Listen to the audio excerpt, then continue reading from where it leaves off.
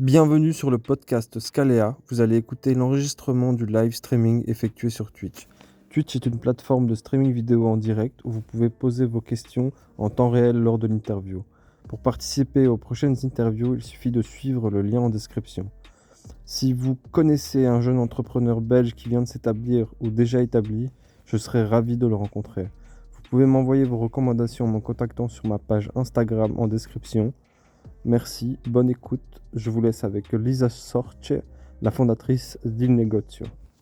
Moi, je m'appelle Lisa, j'ai 31 ans et qui je suis une personne lambda qui a lancé une boutique de vêtements il y a quelques années. Ce que j'ai fait, comme beaucoup de filles, à un moment donné, j'ai toujours eu une petite affinité avec la mode, mais plus le côté historique, c'est vrai.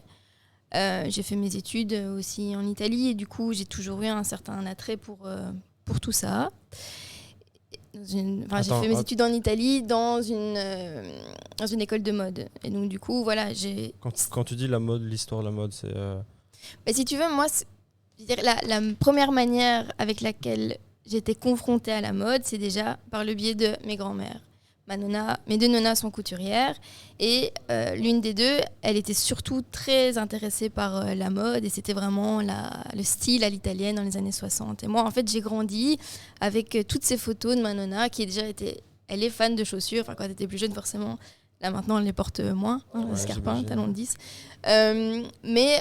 Du coup, j'ai grandi avec ça et j'ai toujours regardé les vêtements de ma nonna. J'étais plantée dans le dressing de ma nonna et je checkais tout ce qu'il y avait, je les portais.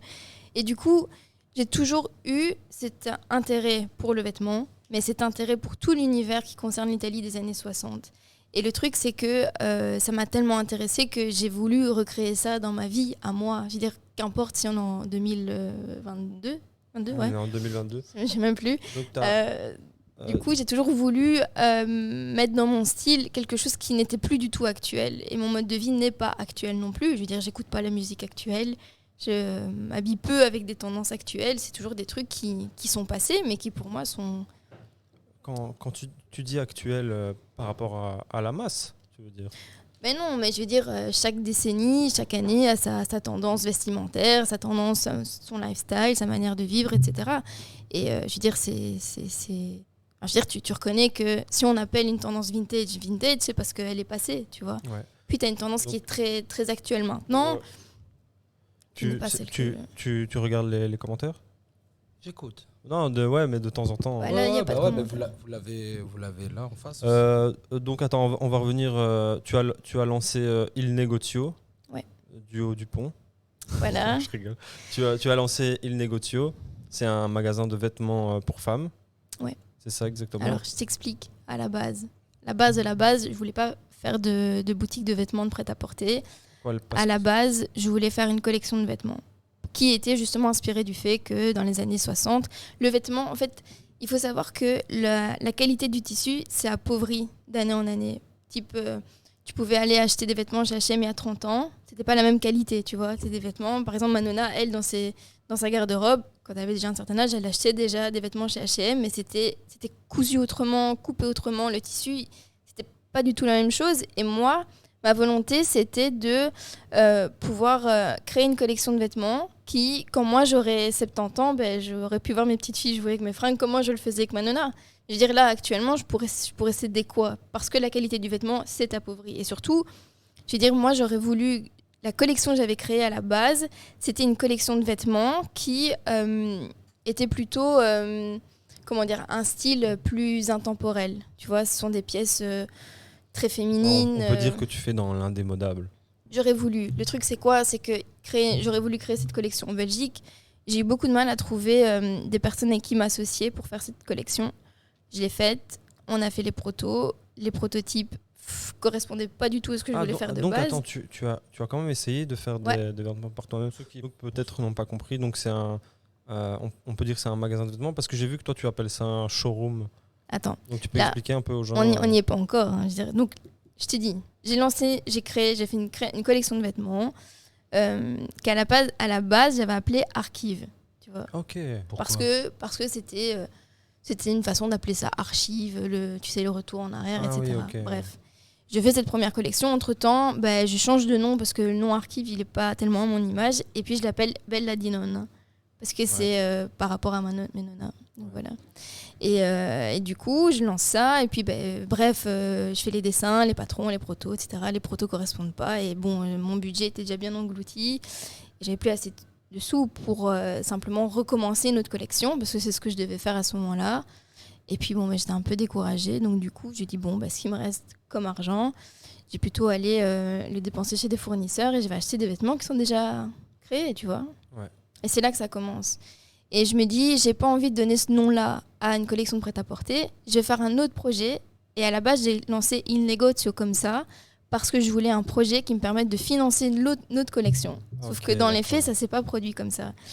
Bref, je voulais un nom simple. La boutique, elle s'est lancée hyper vite, genre en 3 jours. En 3 jours, j'ai lancé Il Negozio. Je voulais l'appeler le magasin. Et puis on m'a dit, mais non, c'est mieux si tu le lances, si tu appelles ça en italien. Donc, on passe de le magasin à Il Negozio. C'est très banal. Mais finalement, ça marche parce qu'il y a un côté italien qui est un peu inhérent à ma personnalité. C'est indépendant de moi. Je veux dire, quand même à la base, je voulais pas du tout donner un style italien. Je voulais pas faire tout ça, style rétro.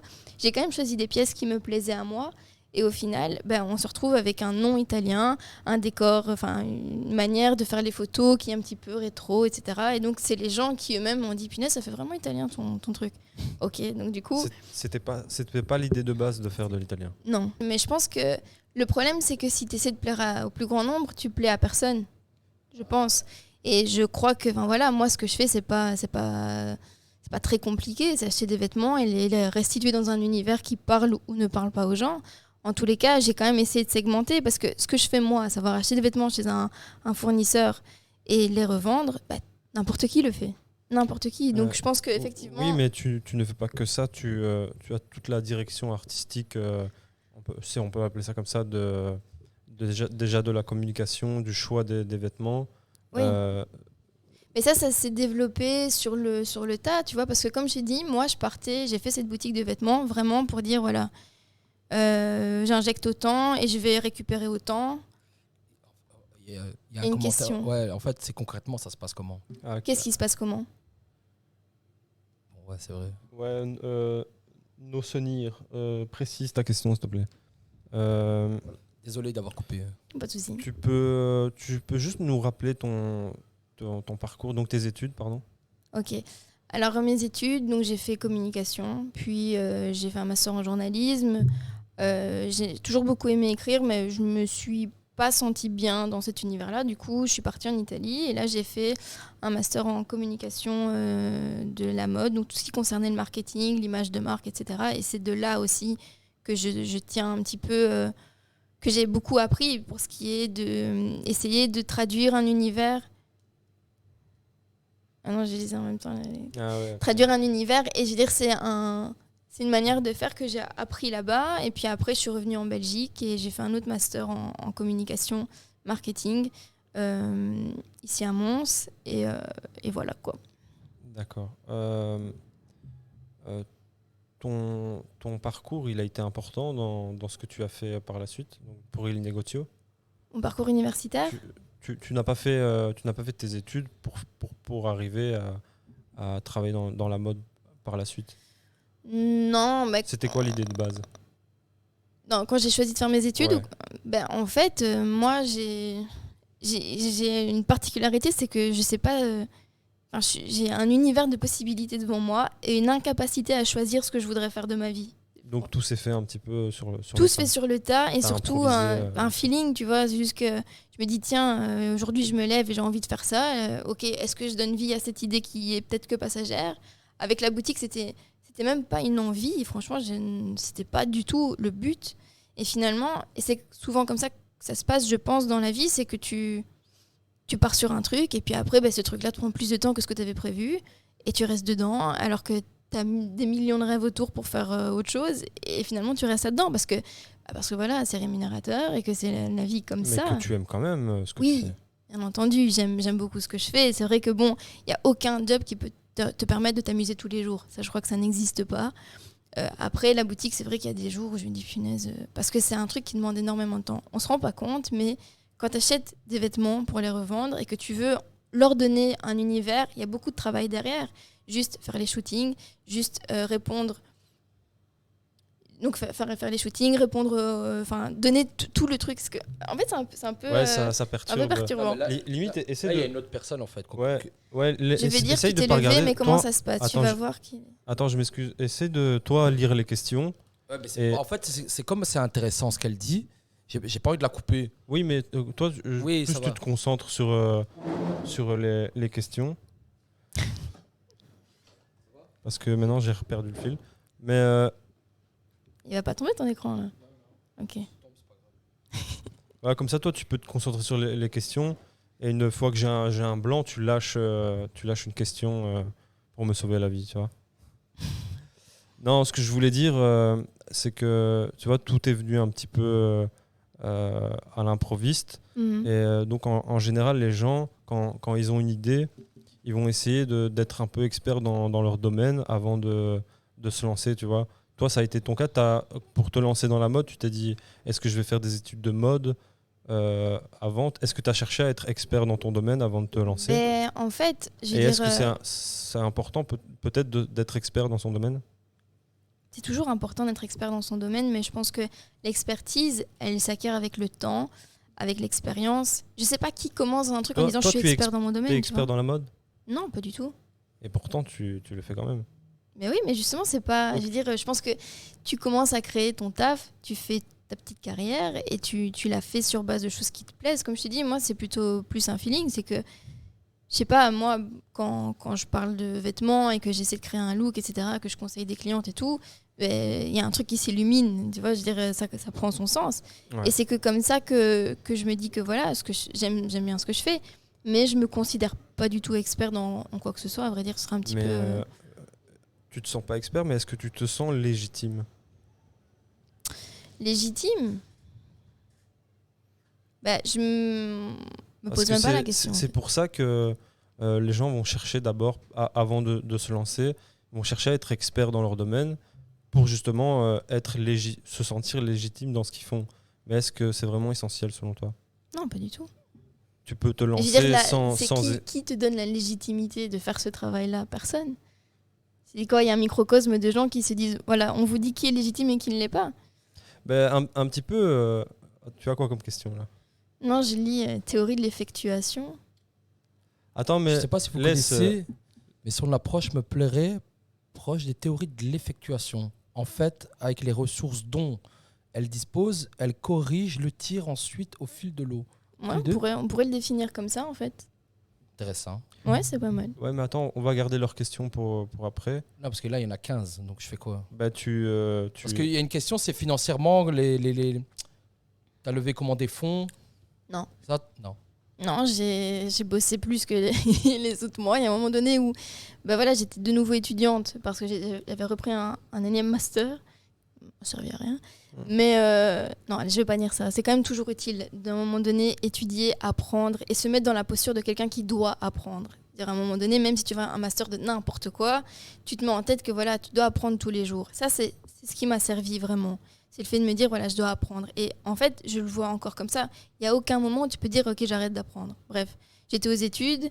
J'ai travaillé tout l'été pour mettre un maximum de thunes de côté pour faire cette collection. Je n'avais pas un budget énorme. J'avais un peu de thunes parce que j'avais bossé. Et puis voilà, j'ai réinjecté, je ne sais plus combien j'ai mis, j'ai pas mis beaucoup, pour justement démarrer une collection. Et sur base du bénéfice de cette première collection, j'ai racheté. Et puis voilà, c'est toujours comme ça. Et c'est un peu ce que dit cette personne. C'est tu démarres avec peu et en fonction... Et c'est ça aussi l'avantage, c'est que comme je démarrais avec peu, même si j'avais des pertes, c'était quand même des pertes sur base de peu, donc je risquais rien, tu vois. Et c'est ça qui est bien dans un projet où tu démarres petit, c'est que t'as presque aucun risque. Et quand t'as aucun risque, t'as aucun stress. Et donc quand t'as pas de stress, tu peux être créatif, tu peux faire des trucs que t'aimes réellement faire, tu vois. Ça peut être un stress parce que quand tu commences à toucher à tes économies, toi dans ton cas, tu vivais seul à ce moment-là, tu étais chez tes parents À ce moment-là, j'étais chez ma maman, ouais. Ouais, il faut quand même peut-être un certain confort parce que les Italiens avant 50 ans, ils partent pas des parents. C'est pas faux. Mais j'aimerais bien justement qu'on fasse une petite parenthèse sur les Italiens, mais plus tard peut-être. Ok. Voilà, je sais même plus ce que je disais. Oui, moi j'ai une question. C'est Non. pas plus facile à l'heure actuelle de lancer de la mode avec tous les réseaux qu'il y a peut-être 40 ans? Bah non, moi T'as justement, peut-être- moi, je- justement, j'ai l'impression que c'est plus difficile parce que Non. quand tu te trouves, on peut dire que tu es concurrent de certains magasins. En fait, niveau investissement, aujourd'hui, c'est plus facile parce que tu dois pas avoir une surface, tu dois pas avoir une Voilà. Et boutique il y qui avait fait une ça. question, c'est ton lieu. Ton lieu, Voilà. en fait, c'est Internet. Mon lieu, c'est Internet, ouais. J'ai quand même un showroom. J'ai créé un petit showroom chez moi. Le truc qui est plus difficile aujourd'hui, c'est que comme c'est plus accessible, ben, il y a beaucoup plus de concurrence. Donc c'est plus facile de se lancer parce que la mise de départ, elle est moins importante. Mais c'est ce qui donne aussi la possibilité à tout le monde de le faire. Et donc du coup, c'est des gens des filles qui lancent des boutiques, il y en a tous les jours. Alors ok, c'est des boutiques qui durent 3 mois, 6 mois, et puis ben, c'est fini, on n'entend plus parler. Mais pendant 3 mois, pendant 6 mois, ben, ça t'a fait de l'ombre. Donc c'est compliqué. Oui, c'est vrai, mais toi, tu as quand même, je trouve, un avantage. Donc, pour ceux qui ne te connaissent pas, c'est que tu as carrément, je trouve, tu as réussi à créer l'univers entier qui va bien avec ta marque. Donc, cet univers un peu tu disais, indémodable des années 60. à l'italienne. Et, Mais tu sais que j'ai même pas conscience de ça. Hein. tu l'as Ouais, fait un petit peu toute Je seule. l'ai fait, j'ai fait à l'instinct. J'ai juste mis en T'avais pas évidence. l'idée avant de te dire, ouais, moi Non. c'est ça, les années-là qui me plaisent, je vais faire ça.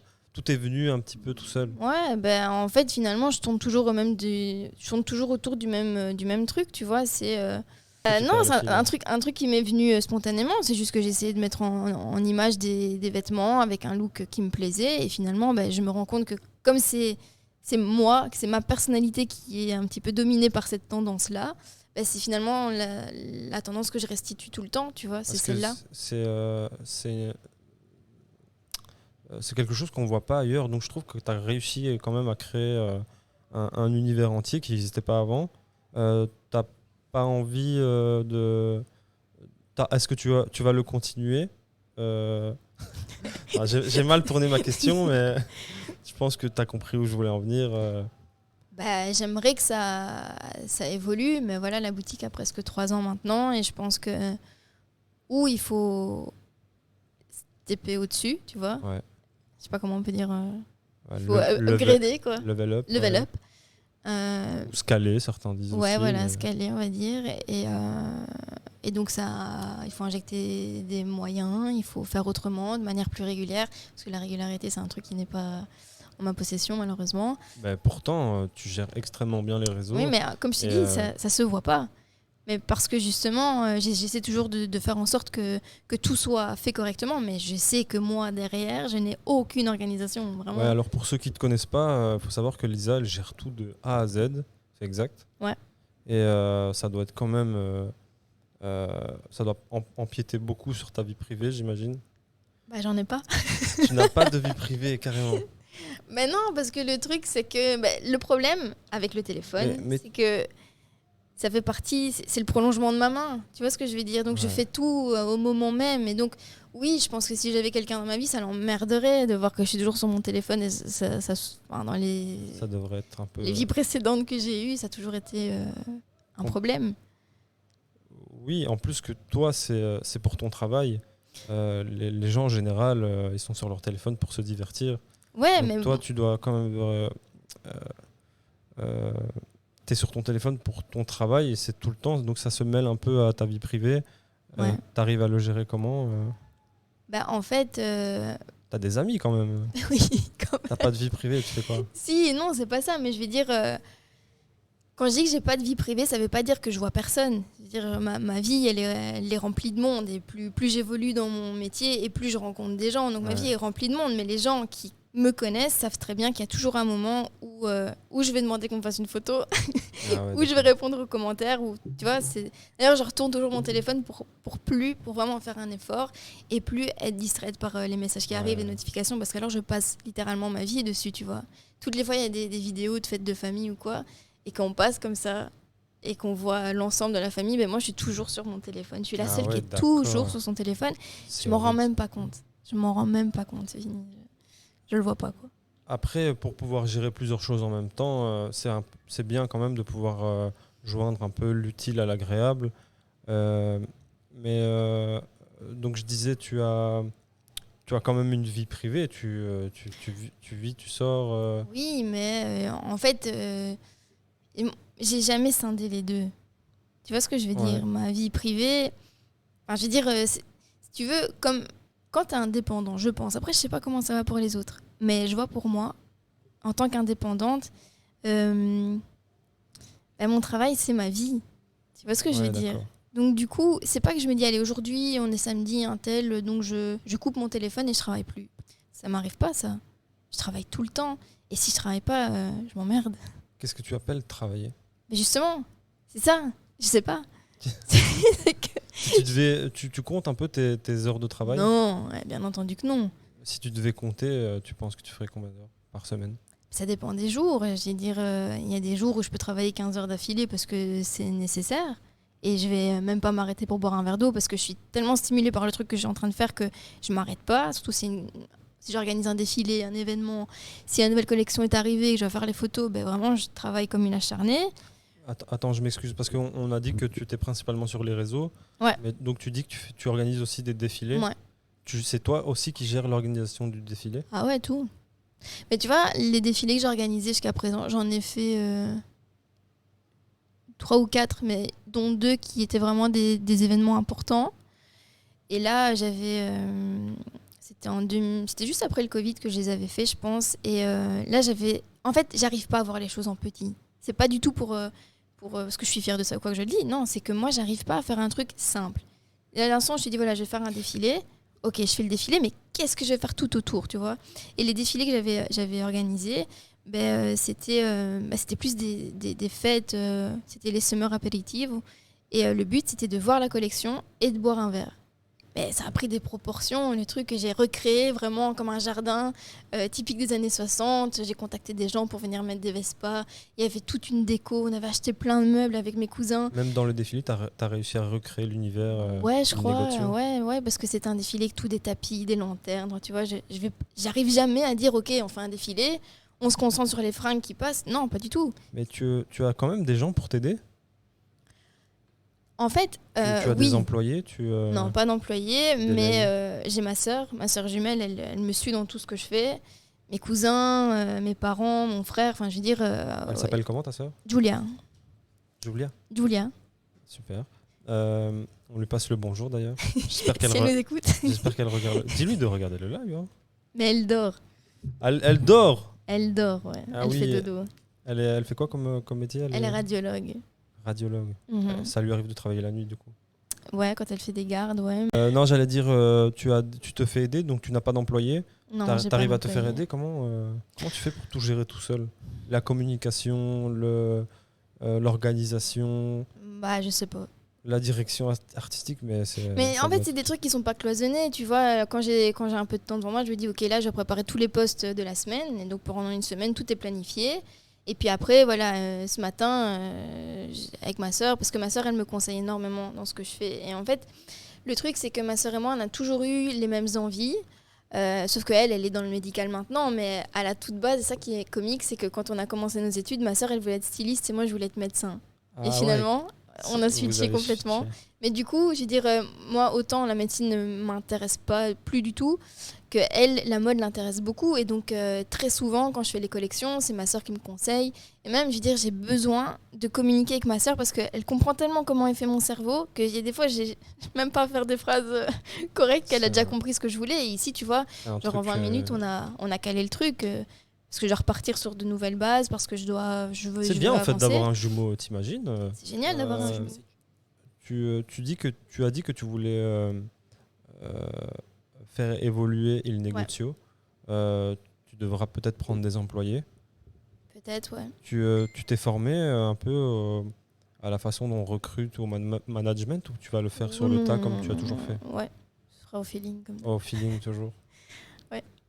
Ouais, c'est trop compliqué. Tu t'imagines, oui, alors effectivement, il faut se former tout le temps. Mais bon, si tu devais être formé dans tout, parce que en tant qu'indépendant, tout dépend le secteur dans lequel tu te lances, mais tu dois gérer chaque niveau de ton entreprise, tu vois. Donc, c'est-à-dire que je devrais me former à tout. Non, beaucoup de choses se font à l'instinct, quoi. Et encore heureux, parce que sinon, c'est compliqué, quoi. Ouais, sinon, tu n'y arrives pas. Voilà. T'as une question, Anthony, sur le live? Oui, là, moi, je suis simple d'esprit, je comprends vite, mais il faut m'expliquer longtemps. Ok. Et en fait, c'était par rapport à la levée de fonds, les banques, économiquement parlant et tout. Bah, économiquement. Non, elle a répondu à ça. Pardon, Elle a pas levé de fonds. Non. Voilà. Donc, elle a fait avec ses moyens. Et tu avais des petits jobs étudiants avant de commencer.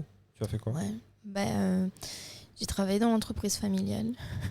Et qu'est-ce que c'est l'entreprise familiale? Mon père avait une concession automobile. Il avait? Avait, ouais. Il a plus? Il n'y en a plus, non. Mais je m'occupais de la com et du marketing pour ceux qui avaient repris l'entreprise, quoi, tu vois. D'accord. Tu fais un peu de la com depuis toujours. Ouais, on peut dire ça comme ça. J'ai cru comprendre que tu allais en faire aussi ton métier. Ouais, C'est déjà lancé, ça? c'est lancé, ouais. Mais j'ai pas encore de nom, par contre. Ah ouais. Mais oui, On peut en parler un peu? On peut en parler, ouais, bien sûr. Et tu fais quoi exactement? Création d'identité pour des petites marques. Ouais, tu vois, c'est vraiment son truc. Hein. Ouais, parce que je pense que les agences de com, elles sont... Moi, j'avais une question. Ouais, dis-moi. En tant que femme, entrepreneuse, qui gère... c'est pas compliqué? Bah, t'étais pas là, je l'ai déjà posé. Ah, pardon. Hein, En plus, avec les ongles rouges, tu fais un peu femme fatale. C'est un peu difficile tous les jours, non? Mais qu'est-ce qui est difficile? Non, peut-être ce qu'il veut dire, c'est est-ce que ça fait peur aux hommes? Ouais. Ah, mais ça a eu à répondre à ça. Moi, je sais pas. Bah si, t'as sûrement tu t'es sûrement posé la question. D'être un peu entrepreneuse et d'être plus homme qu'un homme, comment tu fais? J'ai remarqué qu'une fois, je me suis acheté une boîte à outils, ça a posé problème, oui. Donc je pense Ça a posé problème parce que t'as acheté une boîte à outils. ouais. Non, parce que tu t'as acheté Ben, une meilleure boîte à outils que lui. C'est ça, en fait. Ça veut dire que t'as analysé, t'as dit celle-là, elle est mieux. Je sais pas si t'es C'est ça. d'accord avec moi, mais en général, les hommes, ce qu'ils aiment, c'est de pouvoir subvenir eux-mêmes aux besoins de leur famille. Oui. Et quand tu vois que ta femme... Ça, c'est arriéré, ça. Moi, j'adore qu'une femme prenne des décisions. Bah oui, femme non, prenne mais des décisions.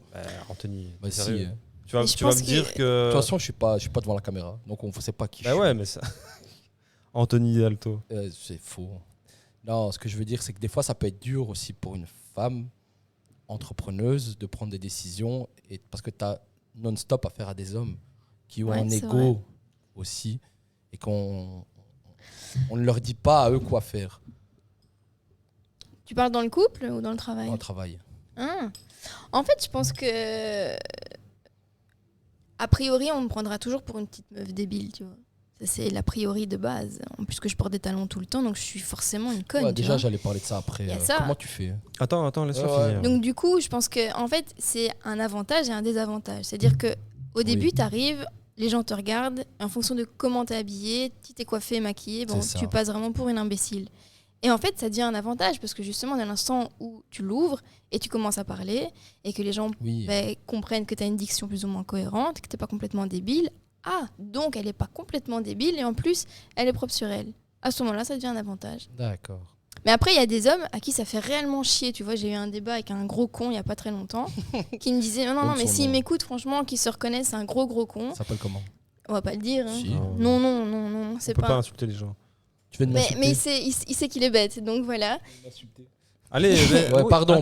Finir, et le mec me disait c'est quand même dommage que tu emploies beaucoup ton image et peu ton cerveau. Et j'ai dit espèce de trou du cul. Je vais pas dire trou du cul. Attends, il t'a mis ça en commentaire? Non, en face. On était en face à face. Le mec me dit ça. Et j'ai dit mais de un, qu'est-ce que ça peut te foutre? Et de deux, il comprend même pas qu'en fait, l'image, c'est un instrument. Dans notre société, c'est mal vu d'utiliser son image pour vendre parce que c'est très connoté. Mais moi, j'en ai rien à foutre. Moi, c'est grâce à mon image que je vends. Donc pourquoi à un moment donné, mon cerveau n'est pas dans mon image? C'est la manière dont je vais instrumentaliser le tout qui va me permettre, moi, d'en vivre. Et à ce moment-là, c'est là que mon énergie et mon intelligence se trouvent. C'est dans ma manière d'utiliser ce qui m'a été donné. Je veux dire, moi, j'aime la mode et je m'habille d'une certaine façon et ça plaît aux gens et ça me plaît à moi. Je l'utilise, je le mets en avant. Et ça plaît, je vois pas pourquoi je vais pas le faire. T'as Exactement. bien raison. Genre quoi, je dois forcément être dans une bibliothèque et lire beaucoup de livres pour prouver que je suis intelligente? Non. Donc justement... donc pour ceux qui savent pas, elle est aussi mannequin pour sa propre marque. Du coup, quand je dis elle fait tout, mais c'est vraiment tout. Quoi. C'est assez impressionnant. Les petits business, ils commencent comme ça, je pense, tu vois. Donc et après, c'est pas pense quand même, parce qu'on est dans une société où si une meuf, elle est très apprêtée, elle passe pour une idiote. Elle perd la moitié de son cerveau. Moi, je comprends pas ça. J'ai vu sur le compte Instagram de beaucoup de femmes entrepreneuses, on va dire, qu'elles mélangent beaucoup leur vie personnelle et leur vie privée. Tu fais ça, toi? Alors, Et tu penses quoi de ça? je pense que déjà, actuellement, dans les réseaux sociaux, n'importe qui lance un truc et qui essaie d'avoir des abonnés sur les réseaux sociaux, ils sont tentés de mettre en avant leur vie privée. Parce que c'est ça qui intéresse les gens, finalement, tu vois. Un truc qui est trop commercial, où le seul but, c'est de vendre un produit, ça n'intéresse pas sur le long terme. Donc, je pense qu'effectivement, quand tu te lances et que tu veux d'abord gagner des abonnés, t'es vite tenté de mettre en avant ta vie et pour essayer d'attirer les gens. La vie personnelle des gens, c'est vraiment un argument de vente? Non, je pense pas que ce soit la vie personnelle réellement. C'est surtout le fait que, en fait, si moi maintenant, et moi par exemple sur mon compte, moi j'ai un compte pour la boutique et j'ai un compte personnel. Sur mon compte personnel, je fais des collabs avec d'autres marques ou ce genre de choses, mais je mets en avant ma vie d'entrepreneuse, tu vois, sans vraiment le vouloir. Je me suis aperçue de ça l'année passée, je pense que c'est Proximus qui m'avait contacté pour faire un coaching pour une autre entreprise en disant, la manière dont ils m'ont abordé, c'était ça. Ils m'ont dit, voilà, toi, tu parles beaucoup de ta manière de ta vie d'entrepreneuse. Et du coup, c'est pour ça qu'on s'est dit que tu ferais une bonne coach pour des entrepreneurs. Et du coup, c'est vrai qu'à ce moment-là, j'ai pris conscience que moi, sur mon compte Instagram personnel, je parlais beaucoup de mon entreprise. Là, c'est l'inverse que je fais, tu vois. Mais je pense quand même que quand tu as un business, il ne faut pas tout mélanger non plus. Tu as un compte perso où tu parles de tout ce que tu veux, et donc là, il n'y a personne qui peut te dire ça n'a pas de sens, etc. Et puis après, tu as un compte à part où voilà, tu mets en avant les produits, l'univers du produit. Selon moi, il y a quand même une frontière entre les deux. Après, je pense que les filles qui le font, elles le font et ça leur revient. Tu vois, je veux dire, il y a des meufs qui... Si tu veux, moi par exemple, je sais que si je mettais quelqu'un d'autre à ma place pour vendre les vêtements, mes clientes, elles seraient pas très contentes parce que ce qu'elles aiment surtout, c'est quand elles viennent en papote, tu vois, je leur donne un petit conseil mode, etc. Ouais. Et en fait, quand tu as un petit commerce comme moi par exemple, les gens sont attachés à la personne de référence. Et je pense que c'est ça qui fait que les filles, elles sont un peu tentées de mettre en avant leur vie, tu vois, pour essayer de toucher les gens plus personnellement et dire voilà, vous pouvez vous identifier à moi. Sur les réseaux, c'est un peu toujours comme ça que ça fonctionne, quoi. Mais moi, je pense pas que ça fasse vendre vraiment d'afficher leur vie privée, parce que c'est peut-être pas ton cas, mais tu as certaines personnes, tu peux voir sur leur compte pro qui vont montrer leurs vacances ou leur sortie en famille. J'ai un peu l'impression qu'ils veulent plus se montrer. Ils ont créé un commerce pour se montrer elles et pas. Mais tu sais. Et pas vendre. Tu vois, c'est un peu une excuse pour devenir influenceuse. Tu vois ce que je veux dire ? D'accord avec toi. Ouais, c'est vrai. Mais je pense que justement, c'est un peu tabou. Hein. Une meuf qui dit là maintenant, voilà, je suis connue de personne, mais je veux devenir influenceuse. Tout le monde va la prendre pour une débile. Et puis même, le fait de bosser sur Instagram, avec Instagram, de mettre en avant sa propre image. Si tu savais, moi j'ai qu'un tout petit niveau, hein, je suis pas suivie par des millions de personnes, mais ne serait-ce que dans ma famille, c'était très très mal perçu. Mon frère, il a mis 10 ans avant de capter que je voulais pas juste me montrer, me mettre en avant, tu vois. Et pour beaucoup d'hommes, tu leur poses la question s'ils accepteraient que leur copine, femme ou ce que tu veux fasse des photos d'elle et les montre, ça passe mal. Dans des familles comme les nôtres, où voilà, une femme doit être discrète, elle ne doit pas trop se montrer, c'est mal vu, hein, c'est vraiment mal vu. Et je veux dire, ici, on accepte que certaines personnes le fassent et qu'elles se mettent en avant, parce que voilà, après ça justifie quand tu as 15 000 abonnés, 20 000, 30 000, plus tu as d'abonnés, plus tu peux faire ce que tu veux et montrer tout ce que tu veux, et tout le monde te pardonnera. Mais quand tu es personne et que tu commences, les gens sont hyper durs avec toi, hein. Et donc je pense que ces filles-là, peut-être qu'au fond d'elles, elles ont toujours été intéressées par le fait d'avoir des collabs, des cadeaux, faire Je pense que c'est ça qui les intéresse. Et du coup, tu vois... Ou alors, elles s'en rendent peut-être pas compte. Je sais pas, je te pose la question parce que donc tu es dans ce cas-là, mais... Tu as une question, c'est quoi le compte Insta ? Ah, le mien ? Mais mets-le en commentaire, Anthony. Je vais le mettre. Ou bien tu as Twitch, toi ? Non. Non, tiens, tu vas le mettre en commentaire directement. Il y a Sinza76 qui dit « Je trouve que tu te démarques vraiment beaucoup de toute cette mode actuelle. J'ai l'impression que Marina a une question. Et que tu as ton propre style. C'est ça qui marche, c'est vrai. Tu as donné une personnalité à ta marque. C'est ce qui est beau. On peut dire que tu es quelqu'un. Arrêtez, vous allez la faire rougir encore. Ah bah je suis touchée, c'est gentil. Qui est Cinza, voilà. C'est quoi la question? La question, c'était... Je m'excuse. On va reprendre, oui, pour ceux qui n'ont pas compris. Je sais même pas s'il y a personne sur le live, de toute façon. Démarrer là maintenant. Hein? C'était bien lancé. Ouais, c'était bien. Ouais, tant pis. Donc, il y a eu une petite coupure. On va reprendre. On va reprendre avec... J'imagine qu'avec ce que tu fais, tu peux avoir des mauvais commentaires. Ouais, ça arrive. Ça arrive. Comment tu les gères? C'est vrai qu'au début... Comment gères-tu les haters? Après, j'ai de la chance parce que j'ai pas une communauté super grande. Donc du coup, je pense que c'est pour ça que j'ai pas beaucoup de haters. Je crois que c'est proportionnel. Mais c'est vrai que parfois, il y a des gens qui font des commentaires débiles. Et au début, ça faisait mal, vraiment. Quand tu dis punaise, il y a des gens qui me connaissent pas. Et juste sur base de ce qu'ils voient de moi, ils arrivent à penser du mal. En fait, c'est un peu le reflet de la vie. Hein, mais au début, j'avais un peu de mal. Et c'est vrai que je m'en faisais un problème. Et puis, le temps passe et je prends du recul. Quoi, je m'en fous complètement. T'arrives à faire abstraction ou bien ça t'impacte en fait, vraiment? Ça m'impacte pas du tout. Par exemple, l'autre jour, il y a une fille qui se moquait de ma taille. Parce que je fais 1m54 et elle estimait que c'était... Elle a dit ça comment? Fais-nous rire. Attends, elle a dit un truc du genre... tu fais 1m80. Ah non, pardon, 80 cm. T'es pas plus haute que le pot de mon jardin. Ah ouais, carrément. Ouah, ah ouais, non. Putain, je pensais qu'elle avait je pensais qu'elle avait lâché une punchline, mais non. C'était juste de la haine. Ouais, c'est ça. Mais on va dire, Tu as remarqué dans certains commentaires, ça révèle plus sur la personne qui met le commentaire. Voilà, c'est ça la leçon qui est en tirée, c'est que ça donne plus d'informations sur la personne que sur moi. Ouais, elle veut me critiquer, ok, ça change rien à ma vie, hein. Que je suis petite, je le sais, hein, c'est pas une nouveauté. Donc. Mais ça t'a touché quand même? Non, pas du tout. Franchement, non. Tu réponds à ce genre de commentaires? J'ai répondu un cœur. Et puis après, je suis allée dans mon jardin. Et il y avait une photo il y avait un nain de jardin. J'ai fait une photo et j'ai dit, je vous présente mon nouveau mec. Donc, voilà. Trop bien. Ça, c'est bien répondu. Là, tu l'as massacré. Je sais pas, mais en tous les cas, j'ai répondu avec ironie parce que je trouvais que c'était tellement con. C'est la meilleure des réponses. Voilà. Donc, tu arrives à avoir un esprit un peu décalé, à pas le prendre pour toi?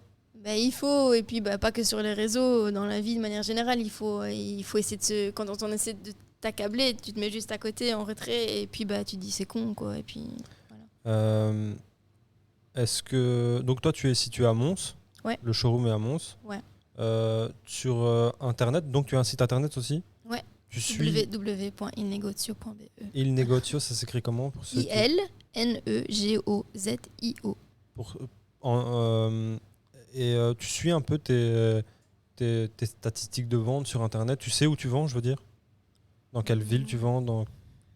Disons qu'ici, depuis que j'ai lancé le showroom, j'ai plus ma clientèle, elle s'est vraiment résumée très très fort aux personnes qui sont localisées à Mons. Parce qu'au bout d'un moment, voilà, cette dernière année, j'ai pas envie de parler de ma vie privée forcément, mais j'ai vécu une année plutôt compliquée. Et du coup, je pense que j'ai eu besoin... non, mais ça fait partie du professionnel. Je veux dire, qui arrive à scinder privé et professionnel? Moi, personnellement, je n'arrive pas. C'est-à-dire que quand moi, j'ai une mauvaise passe, mon commerce ressent les effets. J'ai pas cette capacité-là de mettre vraiment une frontière entre les deux.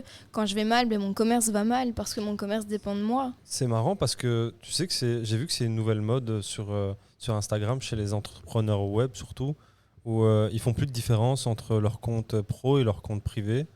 Et donc, ils mélangent un peu les deux. Et c'est pour dire un petit peu, il n'y a pas deux personnes, il y a une personne qui fait tout. Mais c'est évident. C'est un peu ce que tu fais. Tu vois, t'es intemporel et t'es à la mode en plus.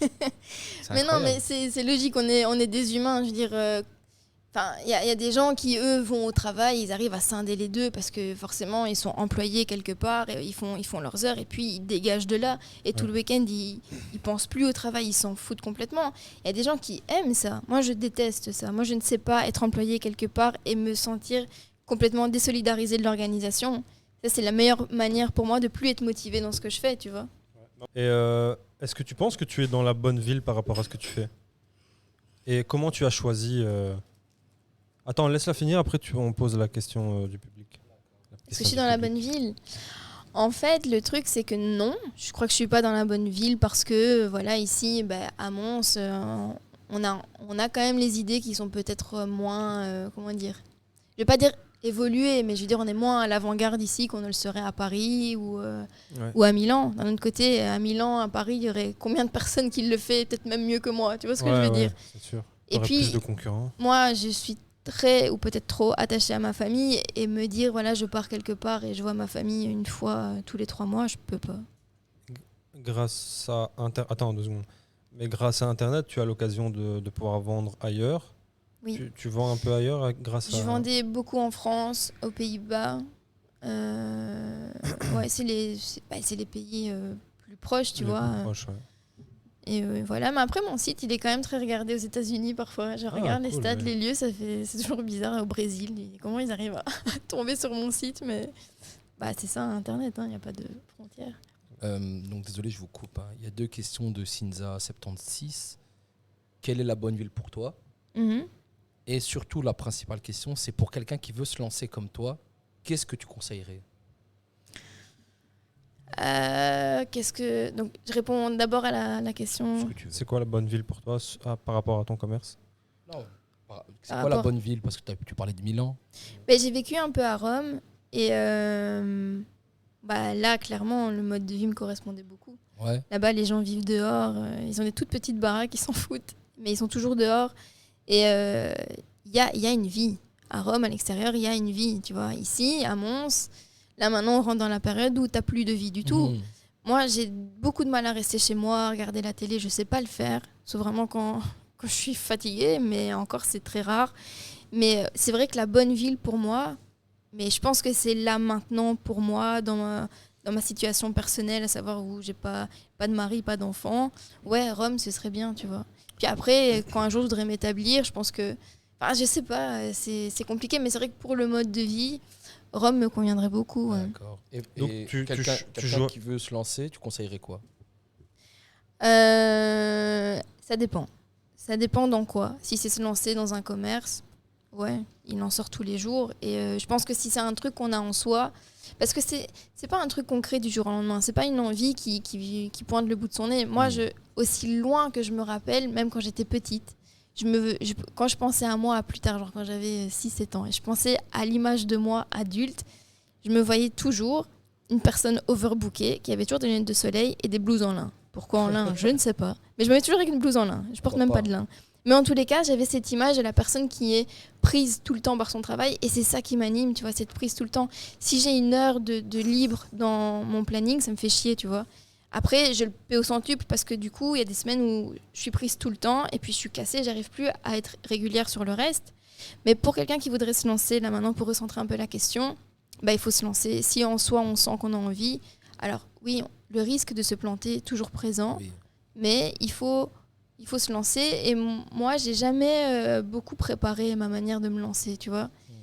Comme je te disais tantôt, la boutique, je l'ai lancée en 3 jours. Je suis allée voir les fournisseurs, j'ai acheté, puis j'ai fait un site web.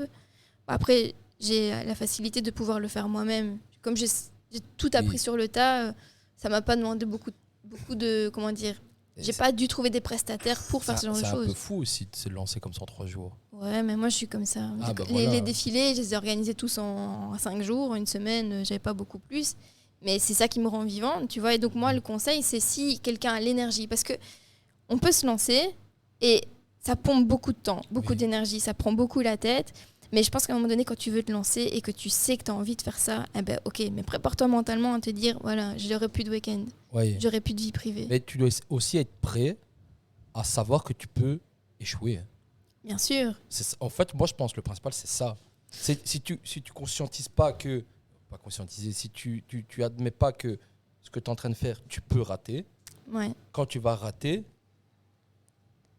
C'est compliqué parce que chez nous, c'est très mal vu de rater. Hein. Quand tu commences un truc, tu as que le choix de réussir. Bien sûr. Et le truc, c'est que moi, j'en ai souffert longtemps parce que Moi, ça fait des années. Ici, ça fait 3 ans que j'ai la boutique. Mais avant ça, j'ai lancé plein de projets. Mais plein. Des trucs qui ont foiré. Ouais, À j'avais chaque fois, tu t'es relevé. À chaque fois. J'avais lancé un magazine de mode satirique. C'était aussi surtout un magazine de société. C'était un magazine en ligne. Et je kiffais ce que je faisais. Mais ça n'a pas fonctionné. Satirique. Ouais. En fait, ce que j'aime pas. Tu l'as encore ? Non. T'as plus de photos ou quoi ? Non. Il s'appelait Vicious Viper. Pardon ? Vicious Viper Magazine. En fait, c'était en. Vicieuse. Vicious. Ah, comme vicieux. Ouais, une vipère vicieuse, tu vois. En fait, j'aime pas le côté trop consensuel de la mode et de la société de manière générale. Aujourd'hui, tout est consensualisé. Je veux dire, tu es d'accord avec tout de manière globale. Tu peux plus dire quoi que ce soit sur qui que ce soit. T'as plus le choix d'être d'accord, en fait. Voilà, tu ne peux qu'être d'accord. Oui. Les réseaux sociaux te poussent à être d'accord avec tout. Et si t'es pas d'accord, le mieux que tu puisses faire, c'est fermer ta gueule, tu vois. Et moi, ça, c'est un truc qui m'a toujours dérangé. Et du coup, j'avais lancé ce magazine-là pour être un peu en contre-pied de tout ça. Bon, bien sûr, quel âge j'avais ? Je revenais d'Italie à ce moment-là, j'avais 23 ans et j'ai lancé ce truc-là. Je ne savais pas du tout articuler. Bon, moi, on me disait, il faut faire des business plans. C'est quoi un business plan ? Moi, je ne sais pas c'est quoi. Moi, tout ce qui est admin et compagnie, moi, je suis une bille, tu vois. Du coup, voilà, j'ai lancé ça et ça s'est planté. Pourquoi ? Parce que je ne comprenais même pas ce que je voulais faire. C'est quoi ton... C'est quoi comment tu vas articuler le truc ? Il faut imprimer, pas imprimer, je savais pas. Justement, je réponds à ça. La question, c'est justement maintenant, tu te vois où dans 10 ans ? Où est-ce que tu te vois dans 10 ans, par exemple, avec ta boutique ? As-tu un objectif, un but de là où tu voudrais être ? Moi, les questions sur l'avenir, c'est un truc qui me fait flipper, mais à un point. Et en fait, le truc, c'est que tu vois, c'est maintenant que j'arrive à me dire, ok, tu peux pas savoir ce que tu vas faire dans 10 ans. Tu peux pas savoir ce que tu vas faire dans 5 ans, et c'est pas un problème. Moi, j'ai longtemps souffert du fait de me dire, il n'y a rien qui est tracé dans ce que je fais, tu vois. Que je prends l'exemple de ma sœur et mon frère. Ma sœur, elle est médecin. Mon frère, il est interprète. Je veux dire, ils sont tous les deux dans des niveaux... je veux dire, mon frère, il est à la Commission européenne. Il sait ce qu'il va faire dans 10 ans. Il sait qu'il sera toujours là. Ma sœur, elle sait que dans 10 ans, elle sera toujours à bosser dans un hôpital. Moi, qu'est-ce que j'en sais ? Moi, ça tombe dans 10 ans, les fringues que je vends, ça ne va plus parler à personne. Dans 10 ans, aujourd'hui, j'ai 31 ans, donc dans 10 ans, j'ai 41 ans. Est-ce que je vais encore faire des photos de moi pour vendre des vêtements ? Non, je crois pas. Non, moi, j'ai plus envie de faire des photos de moi. Parce que le problème, c'est que je me vois vieillir. Je le vois, tu vois. Et donc, du coup, où je me vois dans 10 ans, j'en ai aucune idée. D'accord. Vraiment. Voilà. T'as répondu à la question. Voilà. Où tu te vois dans 10 ans, surtout avec ta boutique. Mais tu auras toujours ta boutique, tu penses ? En fait, non, allez, j'ai quand même un souhait au fond de moi. Comment ? J'ai un souhait au fond de moi. J'ai envie, d'ici 10 ans, que Il Negozio existe toujours, qu'il y ait des petites boutiques un petit peu partout en Belgique. D'accord. Et qu'il y ait quelqu'un qui gère ça, et que moi, je continue à faire la direction artistique. Ça, je kifferais beaucoup, tu vois. Mais les photos, tu ne veux plus faire de photos dans 10 ans. Je voudrais déjà ne plus les faire maintenant, à vrai dire. D'accord. C'était une de mes questions. C'est quoi la partie de tout ce que tu fais que tu préfères ? Ce que je préfère, c'est avoir une idée, avoir une vision et l'articuler pour la rendre tangible, tu vois.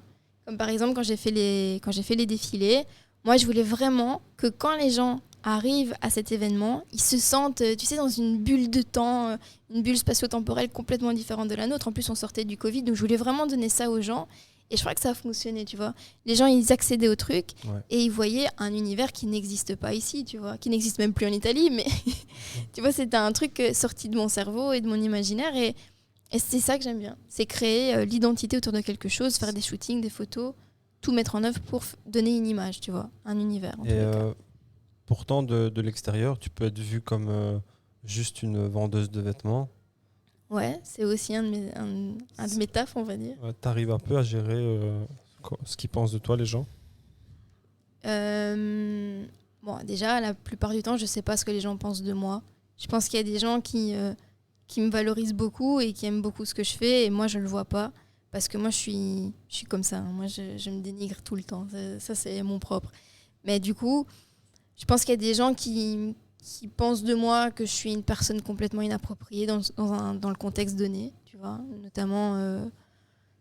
en fait, je pense que... Inappropriée, mais quand tu as l'habitude de faire beaucoup de choses et d'aller dans plein de directions différentes, de l'extérieur, on peut croire que tu n'es pas très cohérent avec ce que tu fais. Ouais. Mais pourtant, de l'intérieur, ça paraît normal.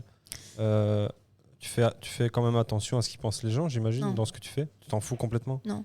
En fait, j'ai fait attention à ça très longtemps, peut-être un peu trop longtemps, et je pense que ça c'est ça qui a fait qu'à un moment donné, j'ai arrêté des projets que j'avais entamés. Parce que j'étais plus jeune, j'étais moins sûre de moi. Et du coup, j'étais plus influençable. Et on parlait de ça tout à l'heure. Je pense que quand tu as une idée dans ta tête, voilà, il y a la difficulté de la réaliser parce qu'il y a la difficulté que ça réussisse, tu vois ce que je veux dire, ou que ça échoue. Ouais. Et puis, il y a la capacité que tu as en toi d'assumer ce que tu es, tu vois. Ouais. Et je me vois pas comme quelqu'un de différent. Moi, je sais juste qu'il y a des trucs que j'aime faire et donc je les fais. Mais c'est vrai que les gens me renvoient une image de moi qui parfois, peut-être on me prend pour une imbécile ou une fille qui vit dans son monde, tu vois, qui se la pète. Ça, c'est la phrase que j'entends tout le temps. Ah, je me la pète pas, hein, je m'en fous. Moi, tout ce que je fais, c'est... Moi, je kiffe de m'habiller comme ça, je kiffe de faire des photos de trucs, de créer un univers. Et j'ai pas une fierté de... Il y a des gens qui disent que je me la pète, mais vraiment... je pense même pas à ça, tu vois, je pense même pas à dégager un truc, je pense même pas, j'y pense pas du tout en fait. Tu vois, parce que avant que tu viennes, il y a une amie qui est venue hier, et dit ouais, il y a Lisa qui va venir demain. Elle dit, donc elle te suit un peu, elle dit ouais mais c'est bon Lisa, on la voit partout, elle fait tout, qu'est-ce que tu veux qu'on apprenne de plus? Non, c'est pas ce qu'elle a dit. Elle a dit ouais, mais j'ai modifié un peu. D'accord. Vas-y, elle a dit quoi maintenant lâche. Non, moi j'ai dit, c'est bien, demain, va voir sur la chaîne, et Julian interviewera quelqu'un, une fille. Directement, elle a dit, ah, Lisa. En même temps, je passe ma vie ici pratiquement, donc c'est un peu logique. Et là, elle a dit, mais ça vous allez arrêter avec elle. Je suis jalouse. Non, mais j'ai un peu modifié le truc pour passer à la question. T'es terrible quand même. Non, mais c'était quoi ta question du coup, Julian? Du coup, je sais plus. Attends. Tiens, j'ai une question de Cinza, 76 toujours. Quand tu as fait des défilés, tu as dû payer des mannequins, les décors, tu as eu un gros budget. Quand tu as refait des événements de ce genre après? Alors, t'en as prévu? En fait, le truc, c'est quoi? C'est que j'ai fait aucun bénéfice avec les défilés. Aucun. Parce que c'était pas le but. Le but c'était pas une vente, tu vois. D'accord. Le but, c'était de créer l'univers, asseoir l'univers autour de la marque. Et ça a vraiment fonctionné. Ça, vraiment, j'étais très contente de ça. C'est que les gens ont compris c'était quoi l'univers de la marque. Et ça a ramené plein de gens, tu vois. Maintenant, est-ce que j'ai payé les gens? J'ai payé absolument personne. Et je t'explique pourquoi. Parce qu'en fait, j'étais très claire avec les gens. J'ai pas de budget. J'ai aucun budget, c'est une nouvelle marque. Et si je vais en refaire un maintenant, j'aurai pas plus de budget non plus. Mais les gens ont tellement adhéré au truc, ils ont tellement été motivés par le projet que j'ai plein de gens qui ont collaboré, toutes les Vespa, tout ça, c'est des gens qui ont apporté leur propre Vespa, tu vois, que je connaissais même pas. Oui. La coiffeuse, la maquilleuse, c'est des filles qui ont adhéré à l'idée, ça leur a plu. Et du coup, même les filles qui ont défilé, quoi, tu vois, c'est... Les filles qui ont défilé, c'est des filles qui ont aimé le projet et c'est des filles qui sont toujours en contact, qui sont aussi clientes. Parce que moi, je cherche pas des mannequins, tu vois. Moi, je veux des femmes qui soient des femmes lambda. Donc, c'est bien ça le sujet maintenant. Tout ce qu'on voit en physique ne rapporte plus. C'est Internet avant tout. Il est pas dit. Bien mélanger les deux. C'est ça que tu fais en fait.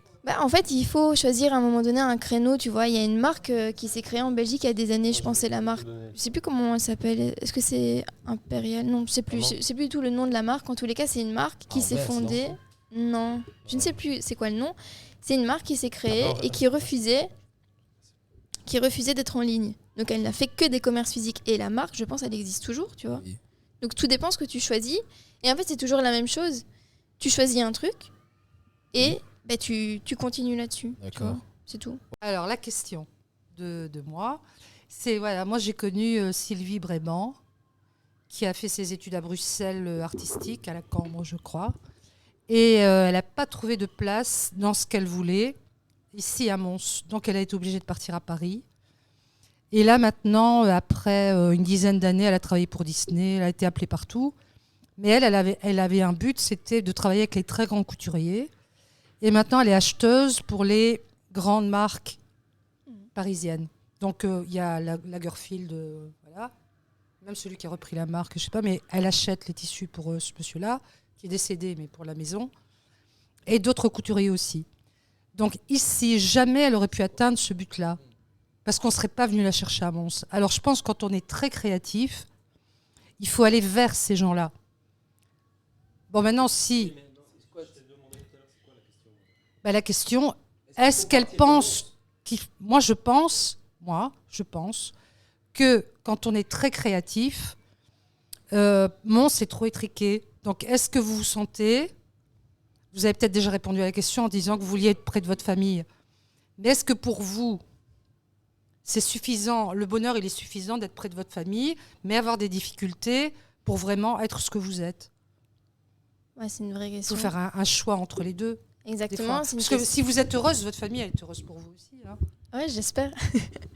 Mais en fait, je pense que voilà, il y a le fait d'être passionné par quelque chose, et puis il y a la vie privée. Il faut faire une somme de cette passion, de ses priorités, et de la peur aussi.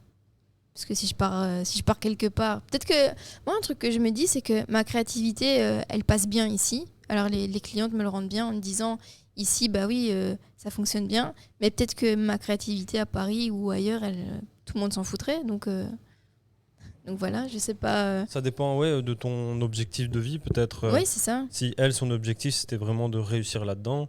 Mais maintenant, si c'est pas un objectif à tout prix. Mais moi, je sais que pour comment je suis faite moi, à savoir que j'ai un sérieux problème avec l'autorité, j'ai beaucoup de mal. J'ai beaucoup de mal à me soumettre aux exigences de qui que ce soit. Et en fait, ça vient contrebalancer la créativité. Quand même, j'ai de la créativité, si j'arrive pas à accepter les ordres d'un supérieur, ça va pas aller. Ça va être compliqué.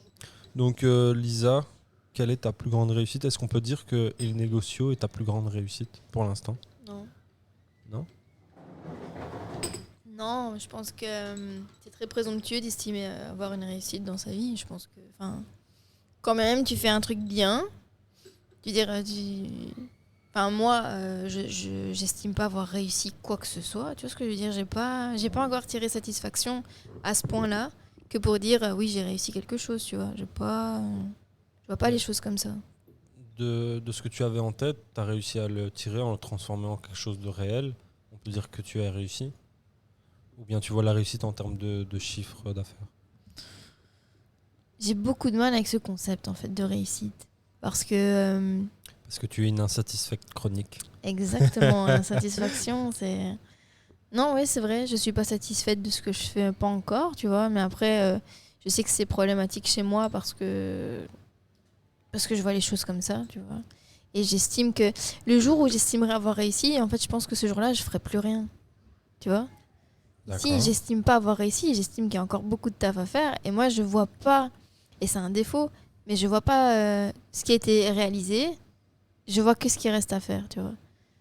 Et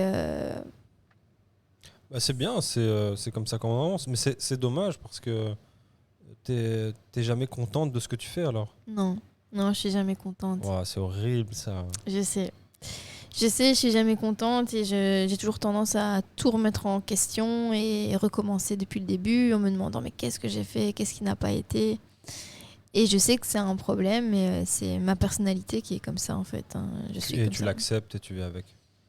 Bah écoute, longtemps j'ai lutté contre ça en me disant il faut que je saisisse l'instant présent, que je profite. J'arrive pas. Ouais, je sais pas faire ça. Je me demande toujours... T'es quoi? T'es toujours dans le futur alors? Bah, je me dis tout le temps, tiens, je suis là, mais je sais que il y a 5 ans, je me disais que j'aurais voulu être ailleurs, tu vois. Il y a 5 ans, peut-être que si on m'avait posé la question il y a 5 ans, donc genre là on est en combien? 2022 2022, ouais. Donc si en 2017 on m'avait posé la question, j'aurais encore répondu à la même manière en disant ouais non je sais pas du tout, mais au fond de moi j'aurais eu un souhait d'être bien plus loin et j'y suis pas encore. Donc voilà. Mais tu es quand même heureuse dans ce que tu fais? Je sais pas. Ah ouais, carrément. Je sais pas si je suis heureuse. C'est pas... T'arrives toi à dire que t'es heureux dans ce que tu fais? Bah ouais, j'arrive à me satisfaire du coup. Bah justement, moi, c'est une recherche permanente, tu vois. Est-ce que si je fais ça, je vais être bien? Ah, je fais ça, est-ce que je suis bien? Ah, pour être bien, j'aurais peut-être faire un truc en plus. Ouais, voilà. Et donc je rajoute. Mais ça, c'est par rapport à ton image, parce que tu te publies toi-même sur les réseaux. Bah, il y a ça, il y a une insatisfaction. Par rapport à ce que tu entreprends, quand même, tu es quand même satisfaite de ce que tu fais. Ouais, je me dis que En fait, je sais pas, comme je t'ai dit, le problème est que je ne vois pas ce qui a été réalisé et moi, j'ai pas de vision sur ça. Si tu veux... T'arrives pas à avoir du recul Non. et te dire... J'arrive pas à me dire, ouais, j'ai fait un putain de truc. J'arrive pas à me le dire, tu vois. Pour moi, j'ai rien fait. C'est juste... et je le fais le même tout le temps, c'est que je pense à un truc, je le trouve beau, je le vends, c'est tout. Mais quand tu as des clientes, je sais pas si on peut dire des fans, Des clientes. parce qu'il y en a qui ils disent que tu es influenceuse carrément, apparemment. Bah ouais, mais bon, Il y a je un pense ami que... qu'on a en commun, micro-influenceuse. Oui, je sais qu'une micro-influenceuse. Après, j'ai jamais essayé d'être influenceuse pour quoi que ce soit. Hein, mais... Faut rigoler quand elle a lâché ça. Mais oui, mais parce que voilà, parce que c'est un chiffre, tu vois, c'est un nombre. Enfin, pour revenir à la réussite, il y a quand même le fait que les clients ils apprécient ce que tu fais, c'est une réussite. Ça, quand quelqu'un il te dit ouais, j'adore ce que tu fais, quand quelqu'un, par rapport à tout ce que tu as créé, la vision que tu as mis en place, il arrive chez toi dans ton magasin, il achète, bah, c'est une punaise, pour pas être vulgaire, de satisfaction, tu vois. Je sais pas, tu sais, ouais, les gens me disent ça. C'est une putain de satisfaction, Lisa. Enfin. Non, moi je me dis Non, pas même ça. pas pour Je toi. me dis, ah bah c'est cool, tu vois. Genre l'événement qu'on a fait l'autre fois, Ouais. ici chez vous. Et il y a plein de gens qui m'en parlent. C'était génial, c'était trop beau. Pour moi, c'est que dalle, tu vois. J'ai juste que j'ai mis une bagnole, on a fait 2-3 trucs, il y avait des fringues, un tapis et c'est tout. Oui, mais c'était bien organisé. C'était beau. Mais C'était pour moi, beau, voilà, le fait que ce soit ré- beau, c'est pas un truc de ouf, quoi, tu vois. C'était juste un petit événement comme ça. D'accord, c'est pas un truc qui te... C'est un truc qui a été mis en place en 2 heures, quoi, tu vois. T'as fait un truc de ouf en 2 heures. Ouais. Il faut te l'avouer à un moment. Ouais. Je sais Et pas, moi je vois pas comme ça. C'est quoi donc ce qui te motive tous les jours? Pour le dire autrement, qu'est-ce qui te drive au quotidien? Une fois que tu as mis la vision que tu avais en place, tu as atteint un peu un objectif. En fait, je pense que je charbonne pour arriver à un constat qui est de me dire, voilà, j'ai mis en place ce que je voulais mettre en place. C'est ça. Mais après, je sais pas ce que je vais mettre en place. C'est ça qui est particulier. Et c'est ce qui fait que chaque matin, je me lève et chaque journée a son lot d'inconnus parce que je me dis pas, je vais faire ça, ça, ça, ça, ça. Déjà, par exemple, j'ai aucune organisation. Donc, j'ai pas des to-do list, des agendas, des trucs comme ça. Je commence à le faire un peu parce que, voilà, comme j'ai plusieurs tafs, on va dire, plusieurs casquettes. Et donc, des clients d'univers différents. Du coup, je dois absolument jongler et respecter les rendez-vous. Mais sinon, j'ai pas spécialement ça. Et donc, du coup, le matin, je me lève pas en me disant putain, aujourd'hui, je vais faire un chiffre de malade. Ou non, je pense même pas à ça. C'est juste, je me dis tiens, j'ai envie de m'habiller comment ce matin?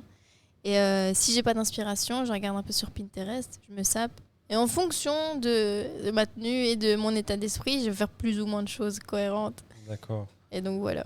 Et pour Il Negozio, qu'est-ce qui t'a poussé à faire ça? Qu'est-ce qui t'a drivé un peu?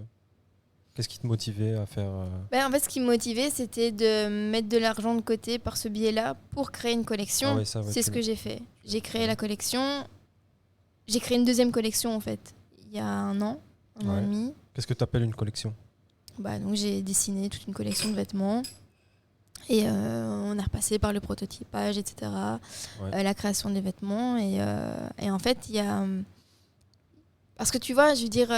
les indépendants ou ceux qui créent des business, ceux qui créent des trucs, ils vont toujours te dire ouais voilà j'ai fait ça, et tu sais ils vont essayer de romancer le truc. Moi je romance pas le truc, c'est juste qu'à un moment donné dans ma vie il y a des choses qui me plaisent, j'ai envie de lancer une marque, j'ai envie d'être à la tête d'une marque que j'aurais créée. Le seul truc c'est quoi, c'est qu'il faut tenir compte de la réalité du terrain, et la réalité du terrain ici c'est que personne n'est disposé à foutre 400 balles dans une robe, même si elle est complètement en soi. C'est sûr. Parce que voilà, sur Internet, t'as tout. T'as tout à des prix dérisoires. Et donc, du coup, je sais que c'est pas forcément le seul élément déterminant, parce que tu vas trouver ta clientèle, etc. Mais du coup, j'ai fait la collection, je l'ai commercialisée, mais il y avait un effort à faire derrière pour faire connaître un autre public qui, lui, était disposé peut-être à mettre 400 balles pour une robe. Parce que c'était quand même... c'était des produits un petit peu plus, raffinés, tu vois. Produits en Belgique, etc. Mais c'est ce travail-là qui est compliqué à faire pour moi. C'est qu'à un moment donné, j'ai plus l'énergie. Je fais beaucoup de trucs, tu vois, parce que dans ma vie, j'ai du mal à m'ennuyer. Et la peur de l'ennui fait que je fais un tas de trucs. Le problème, c'est qu'il y a toujours un moment où mon énergie, elle diminue et je suis rattrapée par ça. Et c'est des moments où je vais complètement être plongée dans l'obscurité, dans une manière de voir les choses. Je vais plus voir le positif des choses. Et donc, je vais être de plus en fatiguée et j'aurai plus l'énergie pour me dire, allez, je repars sur un autre truc et j'entame un truc et je fais un truc grand, et tu vois. Et puis, mon énergie, elle est tellement fluctuante qu'il y a des fois où je vais être au sommet du truc et je vais avoir plein d'énergie et faire plein de trucs. Et puis, hop, 2-3 semaines après, ça dégringole. Je suis au plus bas et remonter la pente, tu vois. Et c'est toujours comme ça. Et je sais que... Tu remontes tout seul la pente ou il y a quelque chose qui te fait remonter ? Non, je remonte toute seule. Comme ça, ouais. Ouais, parce que je veux dire, on a tous ça. On a tous des moments comme ça où des fois, t'as pas envie de te lever et des fois, effectivement, tu ne te lèves pas, tu vois. Et puis après, tu te dis, bon, qu'est-ce que je fais ? Je reste couché et quoi ? Il va rien se passer, je vais pas vendre, je vais pas savoir vivre, je vais pas savoir... Et voilà, et après, tu reprends le dessus et ça devient une habitude que de te dire, bon, voilà, en ce moment, je suis pas trop bien, donc je vais être au minimum de ce que je peux faire, je vais être en deçà de la courbe habituelle. Et puis après, tu reprends. Et puis voilà. Attends, je crois que je suis en train de trouver le titre du podcast. Ouais ? Attends. Genre, on va mettre quand la peur de l'ennui. Et après, il faut trouver un truc. Ah non, parce que ça parle pas que de ça. On a parlé d'un tas de trucs. Tu as... allez, on va clôturer. Tu as une citation que tu aimes bien. Que tu as accrochée dans ta chambre. Non, pas vraiment. Longtemps, ma citation préférée, c'était « Le mieux est l'ennemi du bien ». Le mieux est l'ennemi du bien. Ouais. Mais là, j'ai fait complètement l'inverse. C'est quoi ton côté perfectionniste ? Ouais, parce que j'ai toujours pensé que... Avant, j'arrivais à déterminer quand un truc était bien. Il fallait pas en faire plus parce que sinon, ça risquait de devenir moins bien. Ouais. Là, du coup, je veux dire, dans ma vie professionnelle, c'est toujours de faire mieux que ce que je fais. Vu que j'arrive pas à considérer que c'est bien. Tu vois ce que je veux dire ? Donc, je crois pas que ce soit la citation qui me parle à l'heure actuelle. Mais une citation qui me plaît beaucoup, je pense que ce serait « La chance sourit toujours aux audacieux ». Ça, oui. Ah, joli. Ça, j'aime bien. Et tu as une femme qui t'inspire ? Non, j'ai pas une... Attends, je parle d'abord en personnalité publique, on va dire. Et puis une femme qui t'inspire plutôt dans ton entourage proche. Entourage proche, famille. Mais d'abord, personnalité publique. Même qui est décédée. Hein.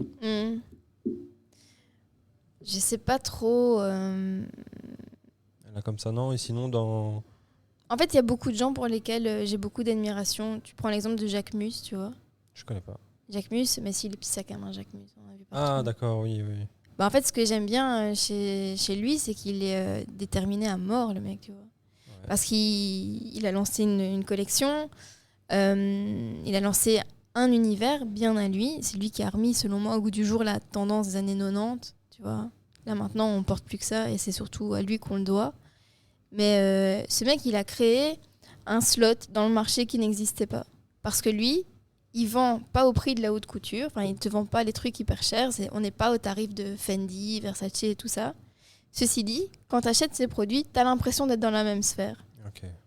Et du coup, en fait, les gens, quand ils achètent des produits d'appel d'une marque qui est très luxueuse, ils veulent entrer dans cet univers-là. Tu vois. Et en fait, lui, ce qu'il a fait, c'est qu'il a, avec des prix plutôt abordables, il a permis à tout le monde d'avoir cette impression d'accéder à ce niveau-là du luxe, tu vois. Et donc, quand tu achètes un petit Chiquito, voilà, il est minuscule, il coûte 400 balles, c'est trop cher pour ce que c'est, ok, mais tu as l'impression de faire partie d'un univers que pour avoir le même chez Fendi, tu vois, tu dois quand même dépenser 1200 balles au minimum, tu vois. Enfin, le même, pour être dans le même ordre d'idée. Donc, du coup, il a créé vraiment cet univers qui, en plus de ça, est intergénérationnel parce que ces produits plaisent à tout le monde. Je dirais à ma mère, parfois, elle m'aimait Jacques Mus. Je sais que c'est une de mes nièces, je sais pas moi, elles sont encore trop petites pour le moment, mais je veux dire, ça aurait pu leur plaire aussi. Aux filles de 14-15 ans, ça plaît aussi, ça plaît à tout le monde. Et le mec, il a compris ça, tu vois. Et j'ai beaucoup d'admiration pour ce genre de personnes qui, à un moment donné, comprennent le système, ils voient le marché, c'est saturé. On nous dit toujours, le marché de la mode est saturé, il l'est. Mais les opportunités, elles existent, tu vois. Et il suffit juste à un moment donné de pointer un endroit et te dire, voilà, là, je veux faire un truc en plus. Et ça prend pas, mais quand ça prend, c'est formidable, tu vois. Il y a une autre meuf qui m'inspire beaucoup, elle s'appelle Amina Moadi. Et elle avait déjà créé une première marque de chaussures, c'est Oscar Taille, je pense que ça s'appelait. Ça n'a pas fonctionné. On les a vus un peu partout, mais ça n'a pas fonctionné. La meuf, quelques années après, elle a recréé une autre marque de chaussures, éponyme, donc avec son nom. Et en fait, elle fait des modèles hyper simples, si ce n'est qu'elle met un talon bobine. C'est un talon comme ça, tu vois. C'est un talon, au lieu que ce soit un talon aiguille, le talon, il est fin, mais la base du talon, elle est carrée. Ok, d'accord. Tu vois ? Déjà, ça apporte du confort, parce que quand tu es sur un talon aiguille, tu n'as aucune stabilité. Crois-moi juste de quoi je parle. Et quand tu as des talons comme ça... Pour ceux qui ne savent pas, toute sa vie, elle est en... Ouais, mais du coup, ce genre de talon, tu es bien, parce que tu as une surface... En moto, en voiture. Tu as une surface... en avion. Ouais, bah ouais, ça d'office. Si je marche pas dans l'avion. Donc du coup, en fait, elle a relancé ça. Elle a lancé ce talon-là. On le voyait nulle part avant. Elle a lancé un produit qui est hyper simple. Avec ce talon-là, la meuf, elle a cartonné. Elle a cartonné aussi parce qu'elle s'est entourée des meufs les plus influentes sur les réseaux sociaux. Mais du coup, tu vois, c'est des gens qui... En fait, c'est de ça dont je suis très admirative, c'est que des gens parviennent à avoir une lecture de l'actualité en marge. C'est-à-dire qu'ils n'ont pas le nez dans le guidon. À un moment donné, ils voient ce qui se passe. Et ils disent, OK, je fais un pas en arrière et je regarde ce qui manque. Et c'est hyper dur quand tu es dans le même système. Mais tu crois vraiment qu'ils se sont dit je regarde ce qui manque, ou bien c'est un peu comme tu as fait toi et c'est sorti de leur tête? Peut-être. Tu as peut-être raison. Peut-être que c'est comme ça qu'en fait, eux, c'était inné chez eux. Mais moi, je me dis à un moment donné, pour avoir une réflexion, pour apporter une nouveauté, je crois que ou alors c'est inné chez toi, ou alors tu as eu une espèce d'étude du marché en te disant voilà, j'ai apporté ça, ça a fonctionné parce qu'il n'y a pas pour le moment, tu vois. Donc... je suis assez admirative de ça, quoi. Et quelqu'un qui t'inspire dans ta famille, dans tes proches? Mon nono. Mon nono, il est plus là maintenant, mais il m'a toujours énormément inspiré. C'est quelqu'un qui il est arrivé ici, ils n'avaient rien du tout. À quitter la Sicile, mon nono, il avait 8 ans quand il est arrivé ici, donc c'était dans les années 40-45, je pense, qu'il est arrivé ici. Et il y avait rien, ils avaient rien du tout. Mais mon nono, lui, il a jamais suivi les sentiers battus, dans le sens où si quelqu'un, de chaque situation, il a toujours fait quelque chose de bien. Tu vois, il a lancé son truc tout seul. Il a toujours travaillé. Son truc, il faisait quoi? C'est mon nono qui a lancé l'entreprise automobile que mes parents avaient. Ouais. Il n'est pas arrivé ici en travailler à la mine? Lui, il n'a pas travaillé à la mine. Par contre, son papa a travaillé à la mine. Et puis, qu'est-ce qu'il a fait? Il a travaillé dans des garages, il était apprenti, il a fait ci, il a fait ça. T'es la quantième génération en Belgique, alors? Du côté de mon père, c'est mon nono qui est arrivé ici en premier. Et du côté de ma mère, elle est née en Sicile, elle est arrivée ici quand elle était petite, tu vois. Donc Mais tu me dis que les parents de ton nono ont travaillé à la mine? Ouais, parce que mon nono est arrivé ici, il avait 8 ans. Donc son père, il travaillait à la mine. Et voilà, et assez rapidement, mon grand-père, il a travaillé à son compte et il a créé une entreprise. Je veux dire, moi, en voyant ça, enfant, ça m'a toujours semblé logique de créer un truc soi-même, tu vois. Jamais je me suis dit, ouais, je vais travailler dans une entreprise. Du côté de ta mère aussi, ils ont un peu l'esprit d'entreprendre ou pas? Moins, mais ma mère a travaillé avec mon père tout de suite. Du coup, je veux dire...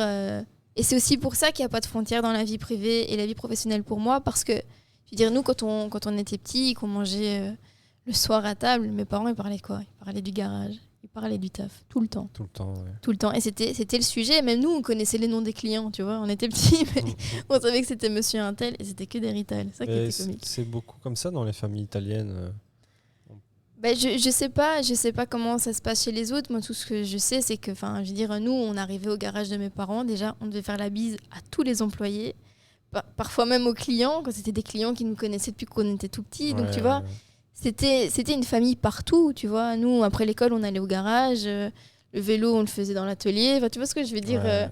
On a évolué comme ça. Et donc, du coup, moi, c'est ça aussi que j'ai pas la capacité de scinder l'un et l'autre là pour le moment. Moi, c'est mes clientes, il y a des clientes qui deviennent des amies, et tu vois, je scinde pas les deux. Ouais. Donc où est-ce qu'on peut retrouver ce que tu fais? On peut me suivre sur les réseaux ou sur ma page personnelle ou sur la page de la boutique. Donc, La page de la boutique, c'est innegotio.be. sur Instagram. Mhm. .be, tu as mis Mhm. ta page perso. C'est sorcier, donc SORCE _ Lisa. Très original. T'es sur d'autres réseaux aussi ou Facebook, mais tu gères moins? ouais, je repartage que ce que je mets sur Insta, quoi. Il n'y a pas une stratégie de com pour Facebook. Ouais, d'accord. Ok, parfait. Merci beaucoup, Lisa. Merci à toi, Juliane. Merci à toi, Anthony, aussi. Et coupé.